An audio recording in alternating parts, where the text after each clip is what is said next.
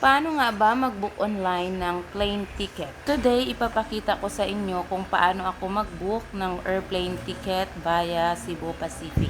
So, una, ang gagawin lang natin ay pupunta tayo sa Chrome at i-search ang www.cebupacific.com.ph at ito ang bubungad sa atin.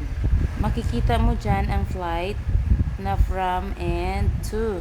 So, mamili ka lang from kung saan ka galing at to kung saan ka pupunta. Pipindutin mo din pala kung ang pipiliin mo ay round trip or one way. Pag round trip, balikan na, pero pag one way, isahan lang. Kung na-fill up mo na lahat, pindutin mo ang search flights at ito ang bubungad sa'yo. Makikita lahat ng mga prices ng daily flights. So, mamimili ka kung anong date ang gusto mo and makikita mo din ang price doon.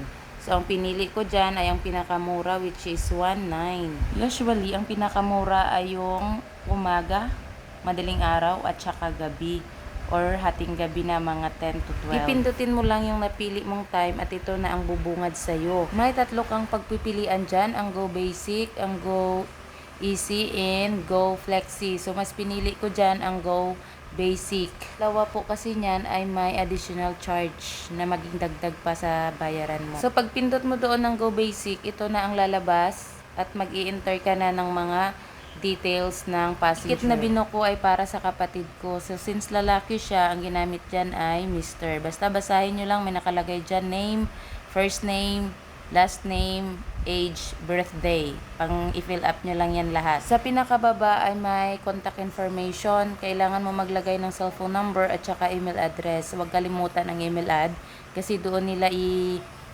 si-send yung itinerary mo. Make sure na lahat na binigay mo na information doon ay tama para iwas aberya. After that, click continue.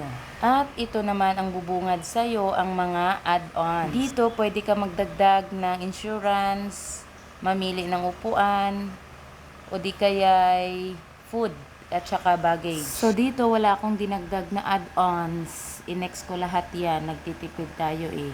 So, pagkatapos mong i-next lahat, ito naman ang bubungad sa'yo at magbabayad ka na. So, kanina, 1.9 ang ticket natin doon, di ba ang price? So, ito na din, 1.9 lang din. Wala siyang dinagdag kasi lahat ng mga add-ons ay i-next ko. So, i-click mo lang ang continue para i-redirect ka niya sa pagbabayad. Ang gamit ko pala dito sa pagbabayad ay GCash. Ipapakita ko na lang sa part 2 kung paano magbayad through GCash kasi medyo mahaba-haba na. Kaya, see you sa part 2.